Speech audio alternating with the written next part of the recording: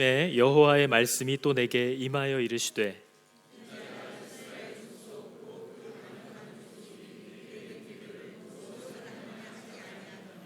너는 그들에게 말하기를 주 여호와의 말씀에 이것은 예루살렘 왕과 그 가운데에 있는 이스라엘 온 족속에 대한 묵시라 하셨다 하고,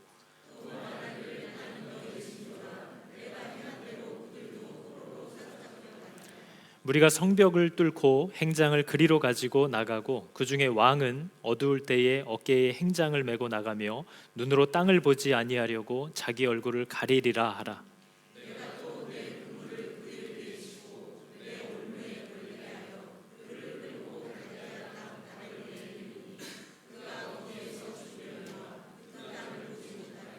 내가 그 호위하는 자와 부대들을 다 사방으로 흩고 또 그 뒤를 따라 칼을 빼리라.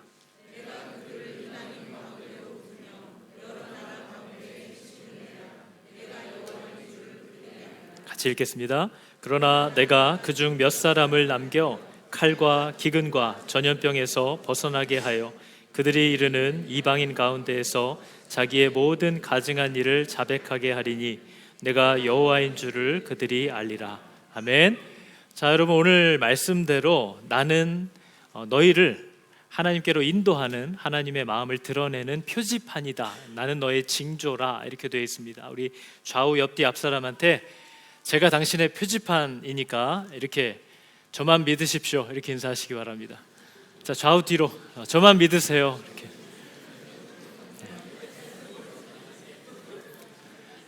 네, 저만 보시면 됩니다. 이렇게 하시고 기왕 한 김에 죄송합니다. 이렇게 한마디 더 하시기 바랍니다.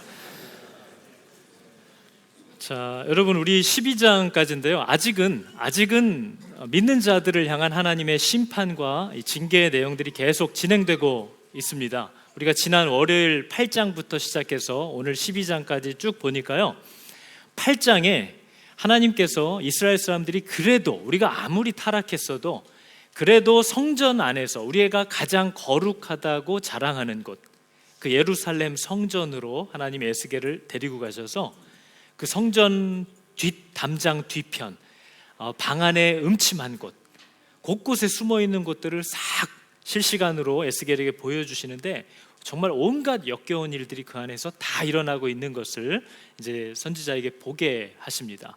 우리로 치면은 여러분, 저와 여러분이 그래도 제일 예수 믿는 사람처럼 사는 장소가 어딘가요?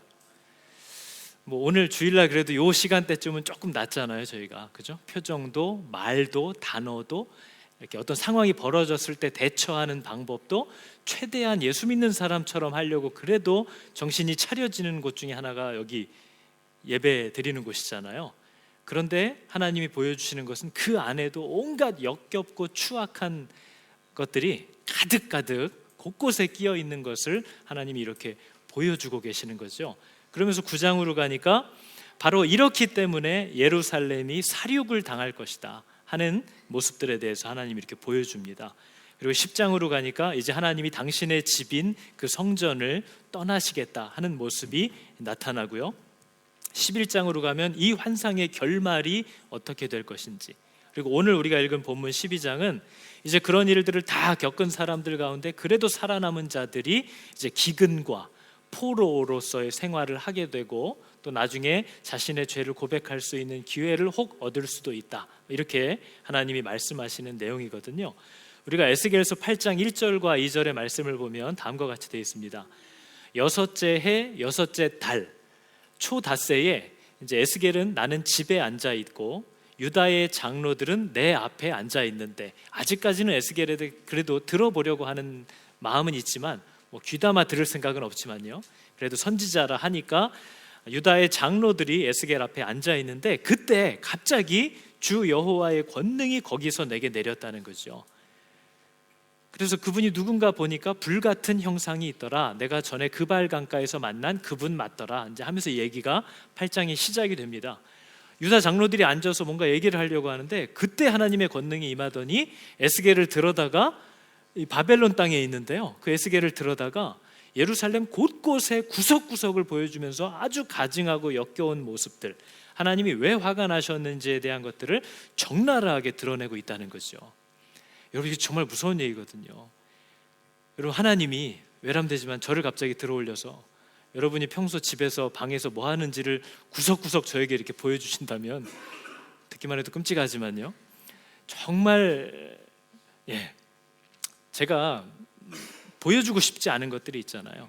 근데 오늘 드러내는 모습은요, 꼭 내가 그렇게 알 수 있는 죄만이 아니라 그게 죄인 줄도 몰랐던 죄들까지도 하나님이 다 드러내는 일들이 일어난다는 거죠. 이렇기 때문에 하나님이 그 나라를 치시겠다 했다는 거예요. 근데 여러분, 이 말을 하고 있는 에스겔의 현재 시점이 이스라엘은 한 번에 망한 게 아니라 3번에 걸쳐서 망했거든요. 1차 포로 때가 우리가 잘 아는 다니엘과 세 친구를 비롯한 아주 똑똑한 아이들을 다 끌어가 버렸던 전쟁이 있었고요. 2번째 포로로 끌려갈 때가 바로 여호야긴 왕과 에스겔을 비롯한 예루살렘의 고위 관직에 있는 인재들만 싹 끌어갔던 때가 2차 포로 때입니다.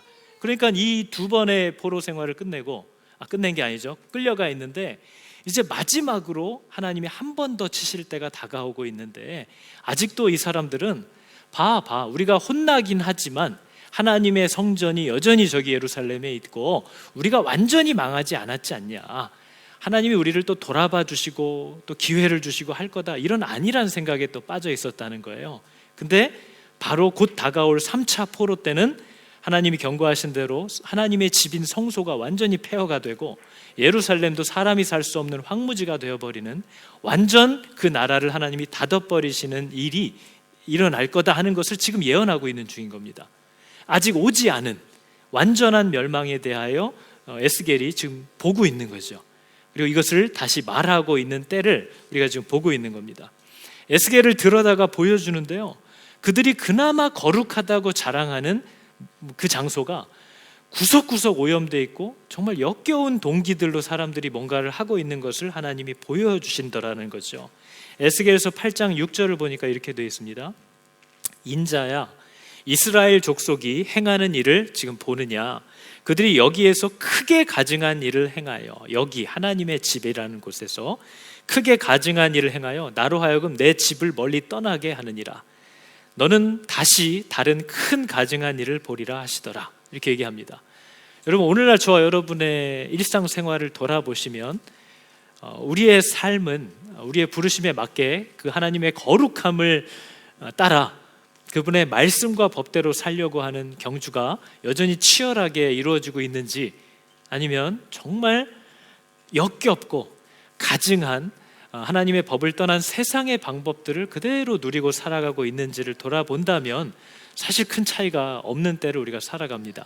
근데 여러분, 그들이 에스겔을 통해서 하나님이 보여주셨을 때 그들이 성전 안에서 뭘 하고 있었느냐, 이해할 수 없는 일들이 일어나고 있는 거죠.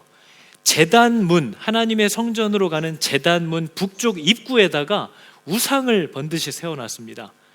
들어가는 사람마다 그 입구에서부터 우상에게 마음을 주면서 들어가는 거죠. 근데 뭐 이게 별거 아닌 게 아니고요, 저와 여러분들도 교회 오면서부터 내 차를 어디에 주차했느냐에 따라 예배 컨디션이 달라지는 분들이 있거든요. 내가 늘 세우던 데인데 저 이상한 놈이 또 세워놨네? 그럼 그날 예배는 끝난 거죠. 성전 입구부터 마음이 틀어지는 겁니다.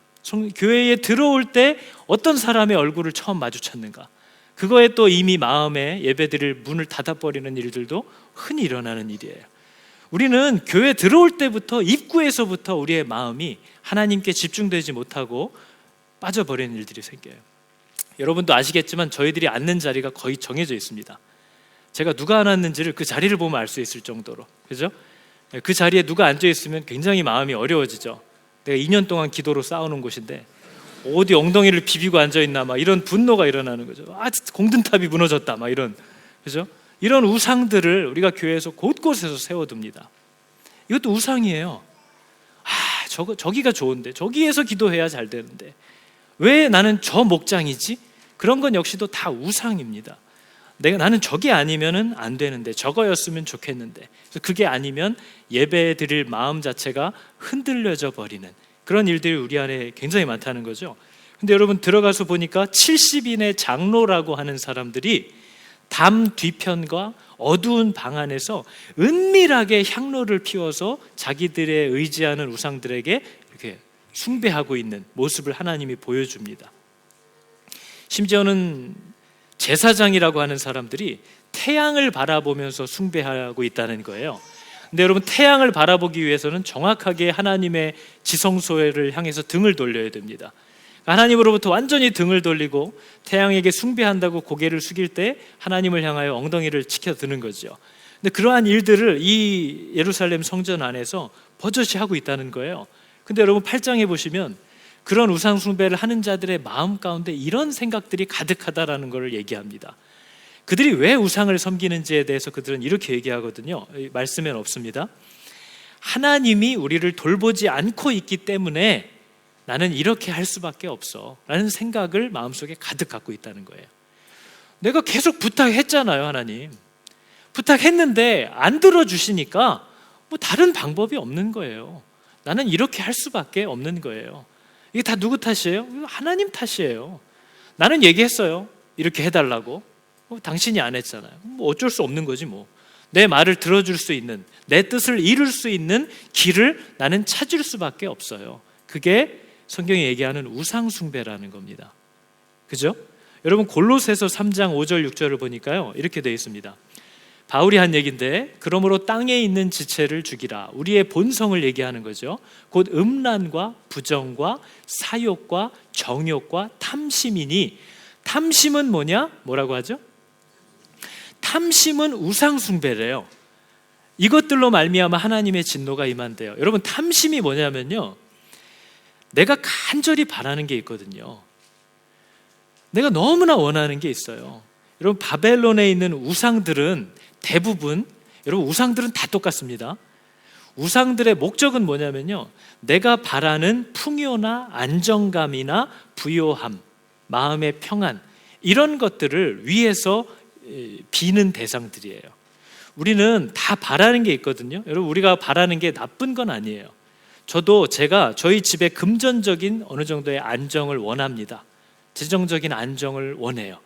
환경적인 평안함을 저는 늘 간구합니다.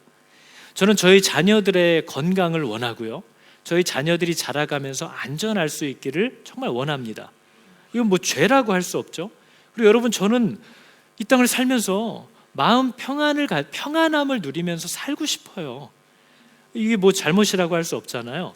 그런데 여러분, 탐심은 뭐냐면요, 내가 이렇게 간절히 바라는 안정감이나 평화, 이것을 위협한다면, 이것을 누군가가 방해한다면 나는 그게 설사 하나님이실지라도 용납할 수 없다 하는 마음이 탐심입니다. 우리가 예수님의 기도를 알죠? 주님, 이 잔을 치워주셨으면 좋겠습니다. 난 이런 두렵고 고된 십자가라는 틀을 제가 지기가 너무 두렵고 나는 싫습니다. 안 할 수 있었으면 좋겠습니다. 그러나 언제나 단서는 뭐예요? 그러나 아버지의 뜻이라면. 이것은 하나님을 섬기는, 하나님이 기뻐하는 마음이에요. 그러나 저희들이 항상 하나님한테 얘기하는 건, 뭐 하나님 다 좋아요. 근데 이거는 안 돼요. 하나님, 우리 애 건드리잖아요. 하나님, 제 삶의 안정감, 내 자존심 건드리잖아요. 그러면 하나님도 소용없어요. 이게 바로 탐심이에요. 내가 딱 바라는 그것을 심지어 하나님이, 주인이 허락하지 않더라도 나는 그것을 반드시 갖겠다는 마음, 그게 탐심인데, 성경은 그것을 바로 우상 숭배라고 얘기하는 겁니다. 누구를 숭배하는 거죠? 내가 원하는 대로 반드시 되어야만 한다라는 마음. 그래서 성경이 얘기하잖아요. 네 신은 네 배라. 네 배 알이 꼴리는 대로 산다는 거죠. 내가 이걸 원하면 그거 해야 돼. 뭐 어느 정도 적당한 수준에서는 나도 하나님과 딜을 하겠지만, 요거 건드리면 하나님도 소용없어. 하나님도 조심해. 이게 바로 탐심이라는 겁니다. 그게 우상 숭배라는 거죠. 그러니까 여러분, 우리가 잘 보면요, 교회 안에서도 이래요. 누가 진짜 예수를 믿는 것인가? 누가 믿는 줄로 생각하지만 아닌 것인가? 우리 중에 많이 그럽니다. 하나님 믿는 사람처럼 다 여기 오면 어느 정도 생활 모습을 보일 수 있어요. 근데 진짜 내가 애지중지 이것만큼은 안 돼 하는 것들을 하나님이 건드릴 때, 안정감이 사라지려고 할 때, 아니 내가 뭐 이렇게까지 예수를 믿겠다는 건가? 이런 마음이 벌컥 튀어나옵니다. 아니 내가 예수를 믿는 거 좋은데 내가 이렇게까지 하면서 예수를 믿겠다는 건 아니야. 그게 바로 우리의 본성이라는 거죠. 그게 내 신앙의 주소입니다. 하나님은 그것까지 드러내시기를 원하거든요. 왜냐하면 하나님은 우리가 그렇게 오해하다가 죽음으로 이끌려가기를 원하시는 분이 아니에요. 내가 정말 그분을 주인으로 모시고 사는지를 하나님은 내가 분명하게 보기를 원합니다. 그렇기 때문에 하나님이 우리에게 허락하는 상황은 그 내 정확한 탐심의 한계를 반드시 넘어가는 시험이라는 거죠. 반드시 그걸 넘깁니다. 내가 견딜 수 있는 한계를. 그럴 때 내 입에서 주님의 뜻이라면 이라는 고백이 나오는지, 아니면 우리 아까 얘기한 대로 내가 이렇게까지 하면서 예수를 믿고 싶진 않아 하는 마음이 튀어나오는지, 그것을 우리가 볼 수 있어야 한다는 거죠. 여러분, 하나님의 말씀에 순종하지 못하는 건요, 작은 일이 아닙니다. 그건 작은 일이 아니에요. 우리가 내가 이렇게까지 하면서 예수 믿어야 돼? 그래도 어느 정도 돈이 생활이 좀 가능하고 안정되고 신앙생활도 있는 거지. 나는 그렇게까지 하면서 예수 믿고 싶진 않아. 그래도 내가 건강도 좀 따라주고 내 마음도 어느 정도 좀 평안을 찾고 이러고 나서 신앙생활도 하는 거지. 난 지금 정신이 하나도 없는데 난 그런 거 신경 쓰고 싶지 않아. 여러분, 이렇다면 이것은 예수가 누군지를 모르는 거죠. 여러분, 성경을 보면요, 하나님 앞에 언제나 부유하고 헌신되었고 또 물질적으로도 힘을 다해서 주님의 말씀대로 순종하여서 섬겼던 사람들 중에 넉넉했던 성도는 없습니다. 언제나 동전 2개가 자기의 전 재산이었거나 한 줌의 밀가루, 그래서 이제 나랑 내 이 어린 자식이 먹고 내 자식이 죽는 꼴을 이제 지켜봐야 하는 그때에 그 한 줌의 밀가루를 하나님의 말씀에 순종하여 나눌 수 있었던 그러한 사람들에 대한 얘기를 성경은 하고 있는 거예요. 돈이 부족하기 때문에, 요즘 살기가 팍팍하기 때문에 난 하나님의 뜻대로 살 수가 없다라고 생각하는 분들은 절대로 하나님의 뜻대로 믿음대로 살지 못합니다. 여러분, 제가 사역자들을 삶을 보잖아요. 우리 교회만이 아니라 많이 있는 사역자들, 친구들을 봐도요, 사역자들은 대부분의 경우 박봉을 가지고 살아갑니다. 그러나 그들은 11조든 헌금 생활에서 기쁨으로 힘을 다해서 살아가요. 그래도 죽지 않습니다. 그러나 돈이 없기 때문에 하나님의 뜻대로 삶을, 물질들을 사용하지 못하는 것들에 대해서는 그 사람은 어떤 일을 만나도 믿음대로 결정하는 일을 못할 거라는 증거예요. 불안하면, 뭔가 안정감을 갖지 못하면 지금은 하나님의 뜻대로 순종할 수 없어 하는 사람은 죽었다 깨어나도 하나님의 뜻대로 살 기회가 없습니다. 왜냐하면 믿음은 언제나 우리의 이성과 우리가 생각하는 것을 뛰어넘는 것에 대한 결단을 요구하거든요. 그렇기 때문에 여러분, 작은 것 같아도 하나님의 말씀대로 이런저런 이유로 순종하지 못하고 있다면 그 사람은 절대 하나님의 말씀대로 움직일 수가 없다라는 거죠. 저희 11월에 오실 그 사경회 때 김병현 목사님이 엊그제 올린 글을 보니까요, 이런 글이 있어요. 그분이 아이 셋을 키우면서 이제 식물인간으로 계신 사모님을 12년째 돌보기 때문에 삶은 늘 빠듯하죠. 삶이 늘 빠듯한데 한 집사님이 놀러 오셨다가 당신 모르게 새 아이에게 용돈을 주고 가셨다는 거예요. 그래서 보니까 적은 액수가 아닌 것 같더래요. 그래서 목사님이 그냥 농담처럼 애들한테 그랬대요. 아빠도 돈이 진짜 필요한데. 근데 첫째랑 둘째는 이제 대학생이 됐거든요. 근데 첫째랑 둘째가 내 돈이 너랑 무슨 상관이냐 이런 표정으로 방으로 들어가더래요. 내 돈과 네가 무슨 상관이 있느냐 이런 표정으로 방으로 가더래요. 근데 그날 저녁에 중학생인 막내가 그 봉투를 들고 오더니 자기 지금 꼭 필요한 거를 위해서 몇 장을 딱 빼고 이거 아빠가 써 하고 책상에 놓고 나가더래요. 그래서 왜 그랬더니 그냥 아빠가 필요해 보여서 그러고 나가더래요. 목사님이 내가 괜히 장난이었는데, 물론 돈이 필요하지만 뭐 그게 애들 그 몇만 원이 필요하다는 건 아니잖아요. 저 녀석이 얼마나 하루 종일 고민을 했을까, 내 말 때문에. 아빠가 돈이 필요하다는 것 때문에. 그래서 저걸 내가 어떻게 쓰나, 좀 더 보태서 그냥 제 통장에 보내야지, 그렇게 생각을 하셨대요. 그러면서 이분이 그렇게 썼습니다. 그 집사님이 아이들에게 용돈을 잘 줄 수 없는데 아이들에게 이렇게 돈을 건넨 거, 그리고 그 아이들이 또 아이가 막내가 고민하다가 아빠가 필요하겠지 하고 돈을 또 나에게 보낸 거. 돈이 이렇게 돌잖아요. 돈이 도니까 사람이 너무 행복하다라는 거예요. 돈이 돌면 사람을 행복하게 한다. 뒤에 문장이 명문입니다. 그런데 돈이 돌지 않으면 사람이 돈다. 돈이 안 도니까 사람이 돌겠다는 거예요. 근데 돈은 잘 돌면 사람을 너무나 행복하게 한다는 거죠. 여러분, 물질은 그 양과 관계없이 사람에게 굉장한 영향력을 미치는 도구입니다. 돈이라는 것은요, 물질이라는 것은. 그건 악한 도구로도 쓰임받을 수 있지만 아주 선한 하나님의 도구로 아주 강력한 영향력을 미칠 수 있는 도구 중에 하나가 돈입니다. 물질. 그것은 작은 것, 큰 것과 상관없어요. 그 사람의 진심과 마음이 묻어날 때에 돈에는, 물질에는 굉장한 능력이 있다라는 거죠. 그게 바로 그 두 랩돈을 가지고 나온 과부의, 어떻게 보면 자기의 생활비, 자기가 가진 전부일지 모르는 그 동전 2개가 하나님의 마음을 굉장히 강력하게 때리는 것처럼, 돈은 우리가 하나님의 말씀하신 일들을 순종하여 잘 행하기 위하여 하나님이 주신 굉장히 강력한 도구 중에 하나라는 거죠. 그러나 우리는 믿지 못한다는 거예요.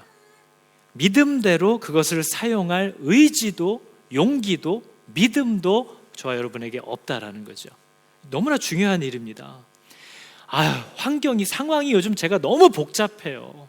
조금 이게 제정신 돌아와야 예수도 믿고 하는 거지. 근데 여러분, 성경이 보여주는 우리 믿음의 선배들은요, 자식을 잃고 남편 아내를 잃고요, 전쟁 중에 지금 죽일까 봐 쫓겨다니는 때고, 오해를 받아서 혼자 외로운 시간을 보내는 때에, 또 내가 병들어서 죽음을 앞두고 있을 때, 감옥에 갇혔을 때, 그때 하나님께 순종했던 사람들의 이야기예요. 여러분, 오늘날 우리가 생각하는 신앙과 성경이 보여주고 있는 신앙에 엄청난 갭이 생겨버렸습니다. 우리가 불과 1-20년 전만 해도 썬데이 크리스찬 하면 아주 우스운 존재였어요. 저거 주일날만 교회 잠깐 나왔다 가지. 근데 여러분, 오늘날 썬데이 크리스찬은 얼마나 대단한 신앙인입니까? 주일날 한 번도 안 빠지고 교회만 나와도 이거 장로감 아니에요, 요새는? 어떻게 주일날 한 번도 안 빠지고 교회를 나올까? 그게 신앙의 잣대가 되어버렸을 만큼 우린 비참한 시대를 살고 있다는 거죠. 그런 신앙을 얘기한 적이 없어요, 성경은.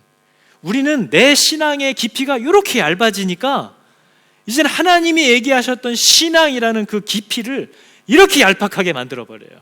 왜요? 이렇게 얄팍해야 이 정도 되는 내 신앙이 거기서 커 보일 거니까. 예수를 믿는 게 뭔지에 대해서 성경은 분명한 기준들과 모습들을 우리에게 보여주고 있는데, 우리는 그것을 굉장히 얄팍한 것으로, 가벼운 것으로 만들어버린다는 거죠. 그게 오늘날 저와 여러분이 하고 있는 거예요. 근데 여러분, 이 예루살렘 성 안에 득실득실한 탐심, 내가 이걸 그렇게 원했는데 안 들어줘? 그럼 어쩔 수 없어. 하나님이 나를 버린 거야. 먼저 버린 거야. 난 이제 그러면은 뭐 다른 방법이 있어? 난 뭐 내가 이걸 얻으려면, 누리려면 뭐 다른 길을 찾을 수밖에 없지. 다른 분에게 부탁해야지 뭐. 하나님하고 여전히 밀당 중이에요. 나 여기서 할 거예요. 마음 바뀌면 연락하든지. 왜 말을 하는데 안 들어줘? 그게 이때의 신앙이었어요. 근데 여러분, 오늘날 우리들이 거의 비슷해요. 탐심, 하나님도 좋지만 내가 바라는 거, 나의 안정을 위협하면 너랑도 끝이야. 이 마음이 우리 안에 있다는 거죠. 하나님에 대해서 늘 삐졌다고 하는 분들 그거 아니에요? 내가 그렇게 하나님한테 내가 뭘 잘못했어? 그렇게 부탁을 했는데 내가 기도를 좀 많이 했나? 안 들어줘. 하나님이 나를 버린 거야. 하나님이 나를 돌보시지 않는 거지, 내가 하나님한테 뭐 잘못한 거 없어? 이게 예루살렘 포로로 끌려온 사람들의 마음에도 가득했어요. 내가 언제 하나님을 버렸어? 하나님이 우리를 버렸지. 그럼 어쩔 수 없어. 바벨론 신한테 비는 수밖에 없지 뭐 억울하면 들어주든가. 그러다가 완전 작살이 났다는 얘기가 에스겔서입니다. 그죠? 다른 길을 찾아야지 뭐 하나님이 나를 돌보지 않는데 다른 길을 찾아야지. 근데 여러분, 우리가 자꾸 잊고 있는 게 뭐냐면요, 저와 여러분의 부르심이 가정 안에서의 안정과, 그죠? 은행구자의 잔고 액수가 아니라는 거죠. 이게 신해철 선생님의 가사입니다.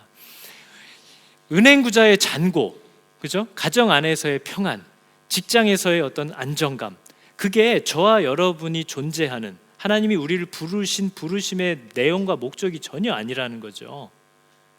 근데 우리는 그걸 건드리면 하나님이랑도 끝이라는 거예요. 하나님이 우리를 부르신 부르심이 뭐냐 하는 것을 우리가 지난주에도 배웠고요. 성경은 계속 그걸 얘기합니다. 너는 나의 언약 백성, 나와 계약을 맺은 나의 자녀들. 근데 어떤 계약을 맺었냐면요, 하나님은 우리를 불러서요, 나랑 약속을 하는 거야. 근데 무슨 약속이냐? 이제 내가 너의 머리가 되고 너는 나를 따라와야 하는 거야. 구약 시대에는 뭐예요? 율법을 준수해라. 내가 네 머리가 되어서 네가 내 말씀대로만 따라올 때 그것이 어떤 복이냐? 첫째, 네가 내 말씀대로 따라오면 너는 나의 형상을 닮아가게 될 거야. 둘째, 네가 나의 형상을 닮아가게 되면 세상이 볼 수 없는 바 하나님이 어떤 분인지를 보게 될 거야. I am your sign. 내가 어떤 사람인지를, 어떤 길을 원하시는지를 딱 드러내주는 표지판이 될 거야. 그리고 너 자신도 나와 같은 형상으로 굉장히 복된 존재로 세워져 갈 거야. 하나님이 그걸 얘기하셨어요. 그러면서 네가 이 부르심대로 갈 때에 필요한 모든 것을 내가 너에게 맡길 텐데, 그게 돈이든 기회든 건강이든 관계든 바로 이 목적을 위한 도구로 힘있게 써라. 내가 그것이 부족하지 않도록 늘 공급해 줄게. 그 약속이에요. 그 부르심인데 우리는 하나님, 내 가정과의 안정이 더 중요해요. 난 이거 건드리면 교회 안 다녀. 내 부르심을 잊었다는 거죠. 내가 뭘 위해서 하나님이 나를 세우시고 창조하셨고 부르셨는지를 새까맣게 잊어버렸다는 거예요. 여러분, 제가 이 에스겔서를 보니까 자꾸 이게 죄에 대한 지적, 하나님의 분노 이런 거잖아요. 근데 이런 것들을 전하는 것도 참 중요한데요, 제가 오카는 목사님 설교 중에 오카는 목사님이 어떤 목사님의 글을 보다가 마음에 큰 울림이 있었다 하면서 전해주신 예화가 있어요. 그게 뭐냐면, 어떤 목사님이, 그분이 죄에 대해서 잘 선포하고 분별하고 성도들에게 가르치기를 잘했던 분이래요. 근데 그분이 하루는 그때에도 화두가 되었던 동성애에 대해서 얘기하면서 청년들 앞에 두고, 동성애라는 것은 성경도 하나님이 원래 허락하시지 않은 죄라는 것이다. 동성애는 분명 하나님 앞에서 죄입니다 라는 걸 선포했대요. 근데 앞에 있는 청년들이 아멘 하더래요. 근데 이분이 너무 놀랐다는 거예요. 이게 진리가 맞을지는 모르겠지만, 그리고 바르게 선포한 것이 맞을 수는 있겠지만, 아멘 하는 청년들의 눈빛에서 살기가 느껴졌다는 거예요. 그래서 이 목사님이 너무 놀랐다는 겁니다. 이게 진짜 하나님의 뜻 안에서 바르게 전달되고 있다면, 물론 메시지는 맞을지 모르지만 뭔가 내 마음의 동기가 잘못되었나? 어떻게 이 진리가 선포될 때 아멘하는 청년과 성도들의 눈빛에서 혐오와 분노와 이 살기가 느껴질 수가 있을까 해서 그분이 너무 놀랐다는 거예요. 근데 여러분, 우리가 역사를 봐도요, 우리가 죄와 함께 더불어 살아가게 되거든요. 하나님을 모르는 자들과 우리는 필연적으로 살아갈 수밖에 없습니다. 그럴 때 우리가 해야 될 태도가 뭐죠? 죄를 지적하고 아닌 건 아니라고 하고 이런 건가요? 이게 여러분, 오늘날 교회들이 굉장히 기준을 잃고 실패하는 일들 가운데 하나거든요. 역사가 보여주는 교회의 역할이 무엇이냐 하는 것도 보면요, 언제나 의인이 악인을 비판하고 정죄해서 세상이 바뀌었던 일은 없습니다. 한 번도 없습니다. 심지어 우리가 하나님 앞에서 그리스도를 만나서 회개했을 때도 하나님이 나를 아주 잔혹하게 내 수치를 드러내면서 너 한 번만 더 이 짓을 했다가는 유튜브에 올릴 거야, 이렇게 해서 우리가 지금 신앙생활을 하는 게 아니거든요. 우리가 회개하고 바뀌었던 것도 내 죄를 막 짚어내면서 꾸짖고 괴롭혔던 그런 일로 내가 바뀐 게 아니라는 거예요. 의로움이 뭐냐? 의로움은요, 죄를 무시하고 조롱하고 저거 죄야 라고 얘기하는 것으로서 내 의로움이 증명되지 않는다는 거죠. 의로움은 뭐냐면요, 죄를 대하는 태도예요. 죄를 어떻게 대하느냐? 이 죄가 하나님이 미워하시는다는 것이라는 걸 알기 때문에 죄를 두려워하여서 그 죄를 받아들이려고 하지 않는 성도의 태도를 의로움이라고 하는 거지, 동성애는 죄야, 뭐는 죄야 라고 선포하는 게 나의 의로움을 증거하지 않는다는 겁니다. 근데 우리는 거의 그러고 살아요. 저 사람 왜 저래? 저러면 안 되는 거야. 그렇게 해서 그 사람이 바뀌는 게 아니고요, 의인은 그 가운데서 의롭게 살아야 한다라는 거예요. 계속해서 의롭게 살아야 한다라는 거죠. 여러분, 다윗을 보면요, 다윗은 자기가 고생을 사서 했던 사람이에요. 왜냐하면 다윗은 이미 하나님도 사울을 내가 버렸다고 선지자를 통해서 얘기해 주셨고, 내가 다윗을 이스라엘의 다음 왕으로 세우겠다라고 기름까지 부었어요. 백성들도 다 하나님이 다윗을 버린 줄 알고, 사울을 버린 줄 알고 다윗을 세우셨다는 걸 알아요. 그러니까 여러분, 다윗이 사울을 죽이기만 하면 모든 백성들의 민심이 그에게 돌아오게 돼 있고, 그건 또 하나님 앞에서도 합법적으로 보입니다. 근데 여러분, 사울은요, 그거를 안 하려고 십몇 년을 온통 사막에서 도망치면서 살아야 됐어요. 근데 그 이유가 뭐였어요? 다윗은 자기에게 고난이 찾아왔을 때 그 고난을 하나님이 자기를 위한 어떤 도구와 자기를 자라게 하는 복으로 기억을 하지, 고난을 주시면 얼른 치워버려야 할 쓰레기로 여기지 않아요.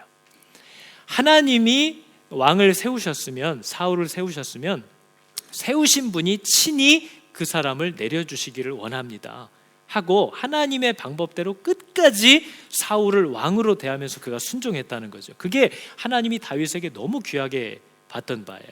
다윗은 하나님이 숙제를 딱 주니까 그 숙제의 의도를 정확히 파악했어요. 그리고 오랜 시간 그 문제를 풀어냈어요. 근데 사울은 정반대입니다. 사울은 다윗이 나를 괴롭히는 문제라고 생각하니까 그것을 치워버리려고 평생을 소비한 사람이에요. 그러나 치워졌나요? 말 그대로 사울은 왕으로 살 때 평생을 다윗 죽이는 일에 삶을, 시간을 다 소비하고 결국 아무것도 해결되지 않았습니다. 그러니까 여러분, 하나님이 당신의 백성을 부르신 계약을 제가 자꾸 얘기하잖아요. 에스겔서는 계약을 어겨서 안정감, 하나님은 나를 풍요롭고 편안하게 해주시는 분이야 라는 것만을, 그 탐심을 가지고 하나님 앞에 계속 대들다가 맞은 결말이 에스겔서예요.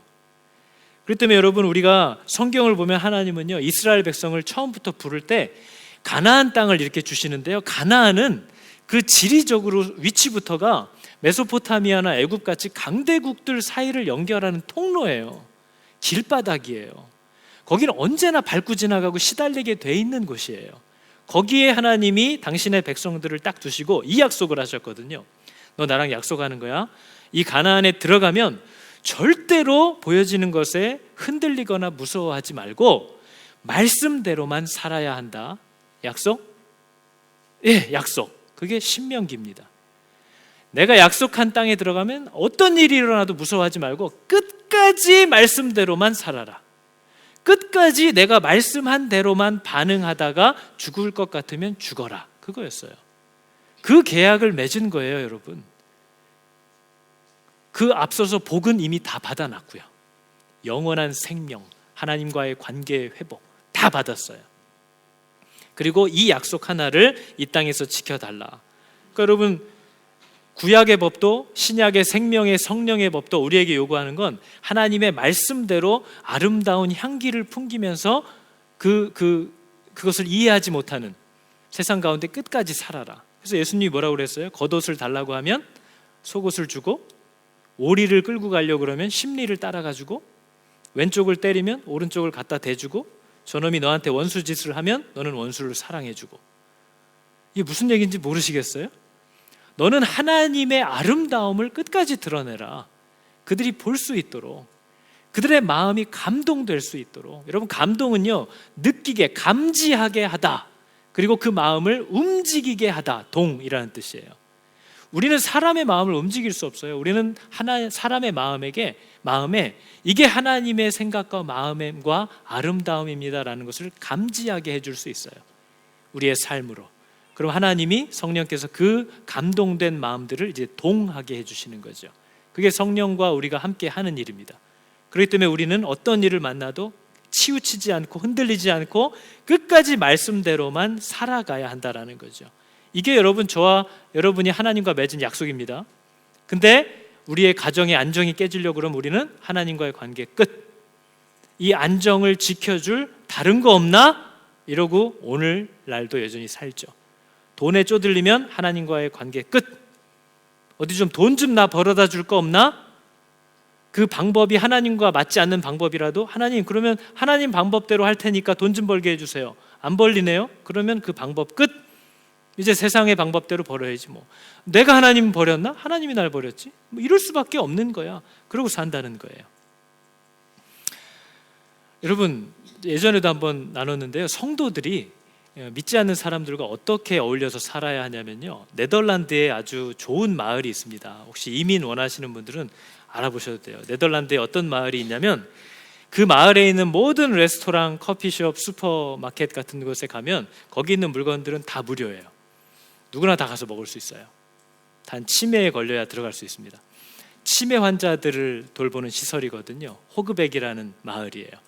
굉장히 크고 집들 주거 환경이 다 돼 있고 마을 뭐 편의시설이 다 있고요. 공원도 있고 뭐 없는 게 없어요. 다만 그 마을에 들어가는 문은 딱 하나밖에 없어요. 왜냐면 이제 환자들을 잃으면 안 되니까. 근데 그 안에 들어가면요, 거기에서 이제 바리스타로 커피 타주는 커피숍 직원, 서점 직원, 뭐 마트 직원 전부 다 노인 전문 의료진들입니다. 의사들이나 재활하는 사람들이나 도우미들이에요. 근데 절대로 자기들이 의사고 니네는 환자라고 말하지 않습니다. 환자들은 몰라요. 누가 환자고 누가 의료진인지를 알 수가 없어요. 왜냐하면 그 사람들은 늘 그들을 환자로 대하는 게 아니라 그들 옆에서 같이 살아요. 직원으로 공원을 걸으면 재활치료하시는 분들이 옆에서 같이 공원을 산책하고 있어요. 그러다 그분이 도움이 필요한 상황이나 위험에 처했을 때 얼른 가서 도울 수 있는 지근거리에서 늘 그들과 함께 생활을 하는 거죠. 커피숍에 찾아오면 커피를 타줘요. 그리고 가면 인사하고 또 재활치료하는 사람들이 근거리에서 같이 산책을 하면서 봐요. 그러니까 여기 있는 사람들은 자기가 환자라는 걸 잘 몰라요. 여러분, 이게 바로 성도들이 세상에서 취해야 할 모습입니다. 너는 환자고 나는 의사야. 좀 들어, 말 좀 들어 해서 사람이 바뀌는 게 아니라는 거죠. 그죠? 근데 여러분, 우리는 다 이 얘기를 하면 다 내가 의료진인 줄 알아요. 그죠? 다 내가 의료진이라서 주변 성도들, 연약한 사람들 똥 치워주면서 내가 사는 줄 알아요. 근데 여러분, 주변을 한번 잘 한 명 한 명 돌이켜서 생각해 보세요. 둘러보시면 내가 다 의료진에 휩싸여 있다는 것을 또 발견할 수가 있습니다. 그죠? 내가 싼 똥 치워주는 사람들이 꼭 어디 있고요, 내가 말도 안 되는 얘기한 거 다른 사람들이 오해할까 봐 아유 저 집사님 그래서 얘기하는 거 그런 거 아니야 하고 내가 저지른 거 다 뒷바라지 해주면서 따라다니는 의료진들이 우리 주변에 늘 있었기 때문에 우리가 이렇게 살아갈 수 있는 거죠. 여러분, 제가 전도사 때 했던 설교들을 가끔 이렇게 보잖아요. 그러면은 이건 이단 시비가 붙겠구나 하는 것들이 너무 많습니다. 진짜 말도 안 되는 얘기를 했구나. 이건 성경에도 없는 주장을 강력하게 내가 했구나. 녹음을 안 해서 다행이지. 녹음했으면 정말 끌려갈 뻔했구나. 근데 그때에 아멘 해줬던 분들이 아이고 저거 하면서 참아줬던 분들 때문에 자라갈 수 있는 거죠. 저거는 싹이 조금 어긋났네 하면 뿌리째 뽑아버리는 그런 마음으로는 사람을 키울 수가 없고 사람을 하나님께로 인도할 수가 없어요. 호그백에 사는 의료진들처럼요, 누가 누군지 몰라요. 그러나 늘 사람들을 돌아보고 있고 여기에서 용변을 보면 안 된다는 것, 용변을 보고 싶으면 저 장소를 이용해야 한다는 것을 보여주는 사인들이에요. 그 사람들은 용변 보고 싶어요? 우리 절로 갈까요? 하고 같이 가는 것. 그러면서도 넌 어떻게 이럴 수가 있냐 하고 가르치지 않아요. 그들이 그 환자들의 사인이에요. 그러나 자기가 너희들과 다르다라고 주장하거나 과시하거나 무시하거나 조롱하지 않아요. 그게 여러분 교회 안에서도 저희들이 해야 될 일이에요. 근데 오늘날 교회의 문제는 환자들을 돌보라고 마을에 넣어놨더니 다 환자들처럼 산다는 겁니다. 다 똑같은 데다 용변 보고 아무거나 갖다 집어먹고 들판에서 그냥 누워서 자고, 그들을 인도해 주라고 우리를 그 안에 넣어놨더니 그 사람들이 하는 행동들을 똑같이 따라하면서만 산다는 거예요. 너는 왜 하나님이 우리를 이 땅에 부르셨는지를 기억하고 살아라 했더니 저 환자들 다니는 것처럼 온통 물질에만, 음란함에만, 자기의 명예와 자존심을 세우는 일에만, 그 사람들은 다 이기적으로 그것만 바라보면서 살고 있거든요. 근데 그걸 똑같이 욕심내고 그거에 똑같이 시간과 마음을 쓰면서 성도라고 하는 사람들이 그 안에서 살고 있다는 거죠. 그게 문제예요. 여러분, 그게 에스겔서의 문제입니다. 에스겔서는 거기서 더 나가서 70 장로와 제사장이라는 사람들이 성전 안에서 오히려 자기들이 우상을 섬기고 있더라는 거예요. 그게 여러분 오늘날 저와 여러분의 상황과 정말 다르지 않다라는 것을 여러분 두려워할 수 있어야 됩니다. 두려워해야죠. 여러분도 여러분이 원하고 욕심내는 거 하나님 앞에 이루어지지 않는다고 생각할 때 여러분이 어떤 다른 길들을 찾으시는지 보세요. 세상에서도 지금 어떻게 살고 있는지를 보세요.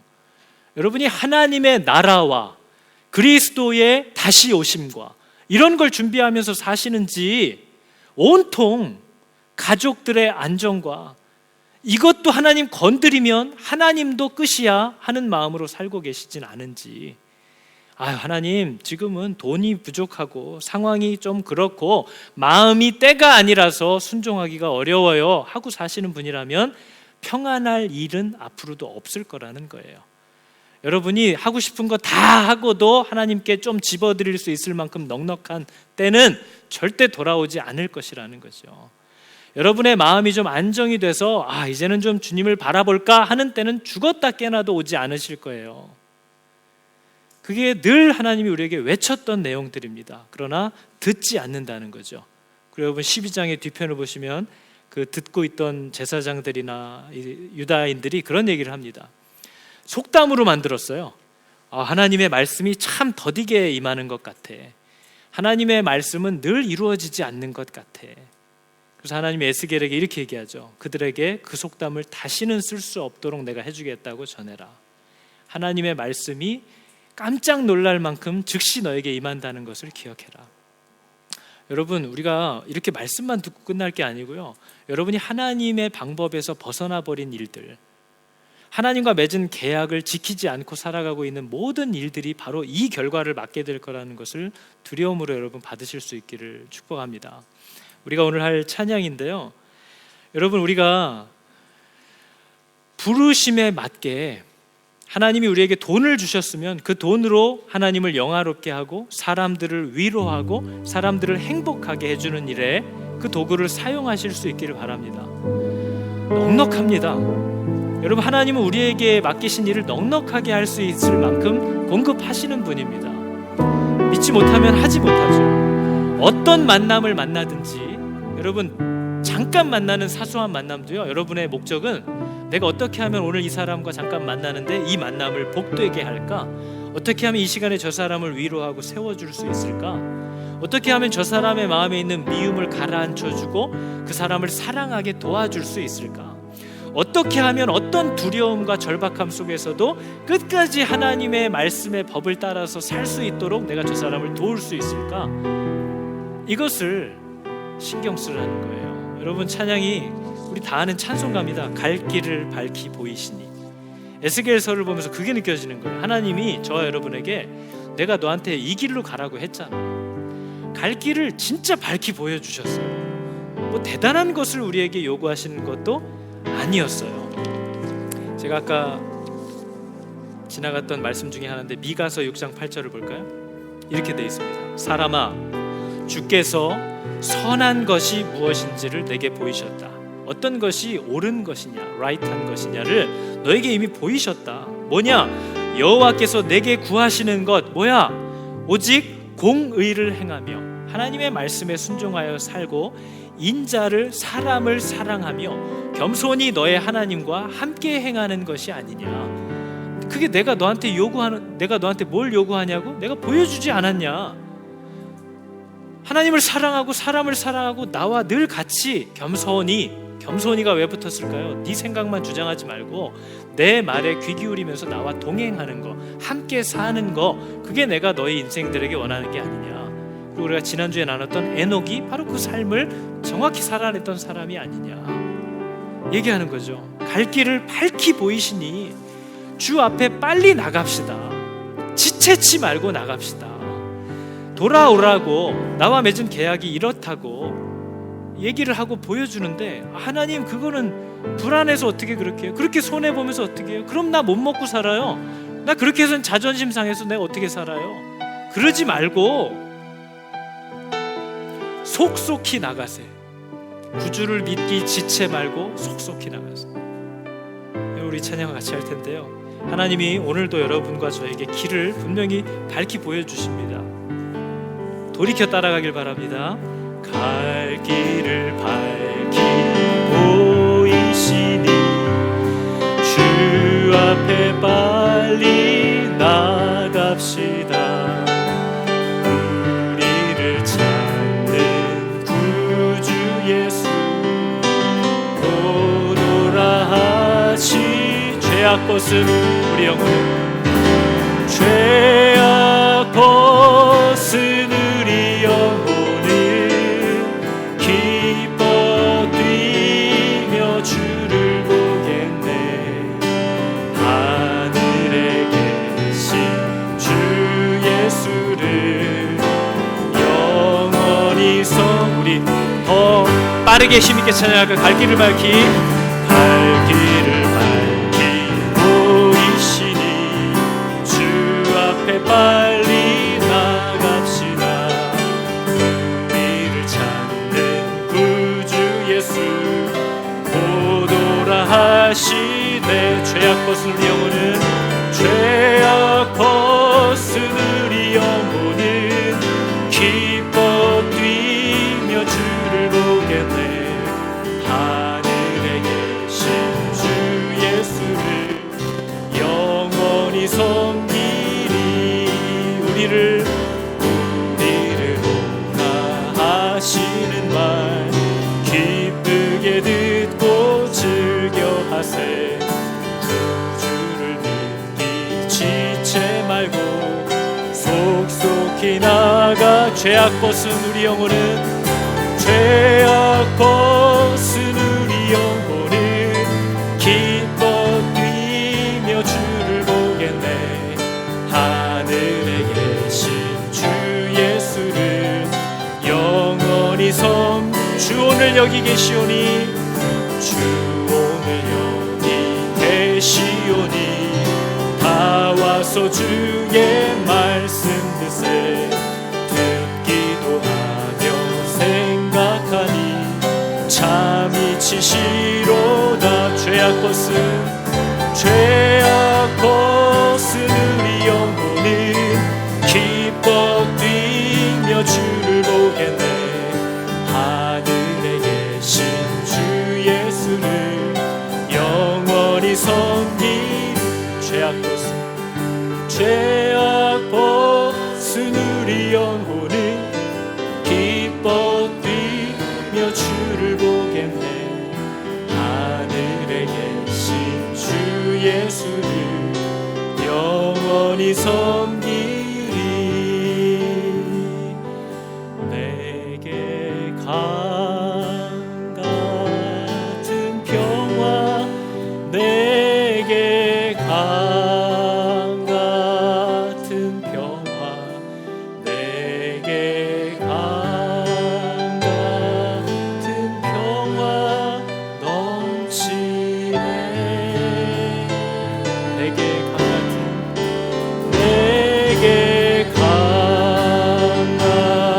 같은 평화 내게 강 같은 평화 내게 강 같은 평화 넘치네. 여러분, 하나님이 보여주신 길을 벗어나서 누릴 수 있는 안정과 평화가 없다라는 것을 믿으시기 바랍니다. 힘들어도요, 괴로워도 그 길로 갈 때 안정과 평화가 거기서 기다립니다. 이것이 믿어지는 것을 우리가 믿음이라고 하는 거죠. 이게 믿어지시기를 여러분 축복합니다. 우리 기도할 때 하나님, 나는 너희 징조라 이렇게 말하면서 너는 이렇게 행동하라. 벽을 뚫고 도망치듯이 이사해라. 무언가를 먹을 때 손을 벌벌벌 떨고 두려워하면서 너는 그것을 집어먹어라.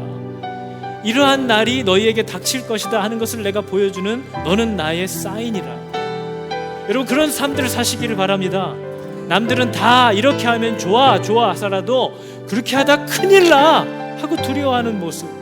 남들은 너 그래서 어떻게 사냐 하는데 너무 좋아, 나는 너무 큰 소망을 갖고 살아 하는 너는 나의 사인이라. 하나님, 그런 삶을 살 수 있게 도와주십시오. 하나님이 나의 갈 길을 오늘도 밝히 보이신 줄을 내가 믿습니다. 변명할 수 없음을 내가 고백하오니 하나님, 보여주신 길로 힘있게 가는 부르심에 합당한 인생들 되게 도와주십시오. 우리 같이 기도하겠습니다. 하나님, 오늘도 주님께서 우리를 불러주시고 하나님의 말씀으로 다시 듣게 하시고 우리와 맺으신 계약의 복됨을 가르쳐주시고 그것이 우리에게 이룰 그 놀라운 행복과 감사할 이유들에 대하여 우리가 어떻게 하나님을 신뢰할 수 있는지에 대하여 또한 우리에게 보여주신 줄을 믿습니다. 하나님, 돈이 없다고, 시간이 없다고, 때가 아니라고, 기회가 없다고, 누구 때문에, 저 사람 때문에 이래서 내가 그걸 못한다고 평생을 그렇게 허비하며 사는 미련한 인생 되지 않게 하나님 나를 도와주십시오. 하나님, 그리 아니하실지라도, 저럴지라도, 그 사람이 그렇게 할지라도, 내가 그게 부족해 보일지라도 나는 죽기까지 하나님의 말씀대로 따라 순종하노라 결단하고 고백하며 따라가는 복된 인생들 되게 하여 주시옵소서. 하나님, 어떻게 나를 교회라고 부를 수가 있겠습니까? 어떻게 사람들이 나를 보며 예수 그리스도를 머리로 삼고 죽기까지 복종하여 살고 그것을 즐거워하는 자구나 하는 것을 사람들이 과연 나를 보면서 알 수 있겠습니까? 하나님, 우리는 하나님의 사인들이고 우리는 하나님의 나라로 저들을 이끌 표지판들인데 하나님, 너무나도 부족한 인생들을 아버지 너무나도 믿음 없이 살아가는 나의 나태함을 회개하오니 주님, 우리를 긍휼히 여기사 아버지 저들을 인도하기에 부족함이 없는 자들로 서게 하나님 도와주시옵소서. 아버지, 하나님과 겸손히 동행하는 이 복된 삶을 정말 별것 아닌 걸로 치부하는 이 악한 세상에서 믿음을 주사 정말 아버지, 이것이 그 누구도 누리지 못했던 그 모든 사람들이 천사마저도 열망했던 복이라는 것을 하나님 저희로 알게 하여 주시옵소서. 하나님, 우리의 가정이 무너진 것은 오래전이고 나의 삶이 믿음 없는 자와 방불한 삶으로 전락해버린 것도 이미 오래전입니다. 믿었던 교회마저도 질투와 시기와 자랑과 탐욕이 방 안과 담 뒤편마다 수근수근 섬기는 자리마다 헌신한다는 자리마다 온갖 탐욕과 거짓과 위선이 가득 차 흘러넘치는 모습을 하나님 보여주시는 것을 알게 하여 주시옵소서. 하나님을 향하여 손을 들어올리나 그들의 마음은 단무스를 향하여 울고 있고 주님 앞에 그들의 죄로 인하여 가슴을 치는 것처럼 보이나 누군가가 미워서 도저히 못 살겠다고 분노하는 탄식들이고 교회마저도 하나님 온갖 역겨운 것들이 구석구석 가득 채우고 있다라는 것을 우리로 고백하게 하시고 그 자리에서 돌이켜 의로운 자가 되라. 정죄하고 판단하며 비교하는 자가 아니라 그들에게 마땅히 보여줄 수 있는 참 길과 사랑과 진리에 대하여 그들이 느낄 수 있고 직접 먹어볼 수 있도록 돕는 아버지 그런 의인들, 성도들, 교회들 되게 하여 주시옵소서. 예수 그리스도의 이름으로 감사드리며 기도드렸습니다. 아멘.